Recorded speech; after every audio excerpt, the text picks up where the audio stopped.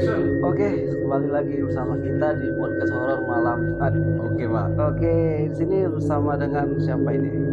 Jadi kalau nama biasa orang manggil Pak Raden. Raden. Jadi ya, kita panggil Pak Raden aja gimana ya? Oke, Pak. Oke, Pak Raden.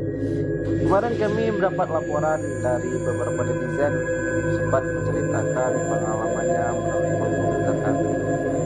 Dia mengatakan bahwasannya ada suatu ruko reklame di suatu daerah. Dia mengatakan bahwasannya di toko tersebut ada kejadian-kejadian yang menonjol sehingga banyak mengundang perhatian dari netizen. Nah, sekarang pada kesempatan ini kami sudah menghadirkan Pak Raden yang langsung bisa diceritakan Pak Raden bagaimana kejadian tersebut. Oke baik Pak. Jadi itu kejadian di Probolinggo yang Nah itu dialami oleh ini Pak, oleh anak buah ayah saya sendiri, karyawan yang di sana. Ya, Jadi di suatu malam Pak, pukul 1.30 waktu Indonesia bagian barat. Jadi dia membuat kopi kan Pak di dapur reklame tersebut kan. Jadi pada saat dia membuat kopi terdengarlah suara seperti orang lagi beroperasi Pak di dapur.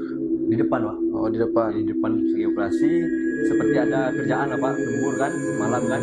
Biasanya kan itu sering tuh lembur malam Pak, bikin spanduk baliho dan lain-lain Pak.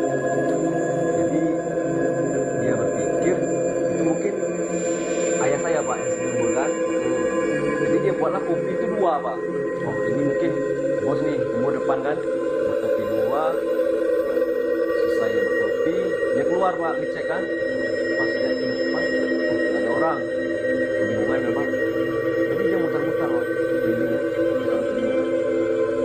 saya dengar suara apa Pak?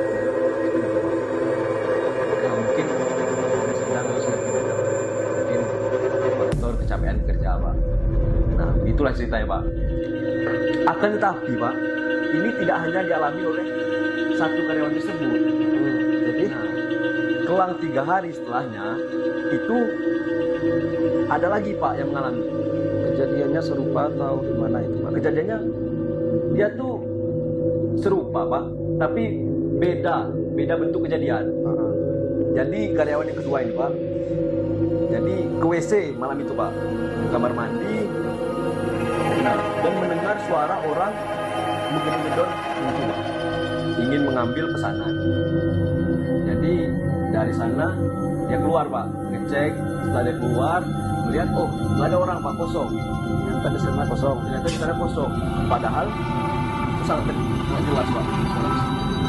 Apakah pernah melihat semacam penampakan ataukah bentuk fisiknya?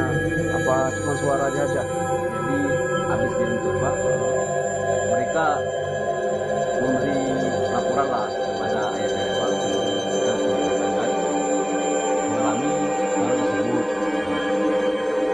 Jadi setelah ditanya sama ayah saya kan, mungkin apakah kurang beribadah mereka apa gimana kan Pak?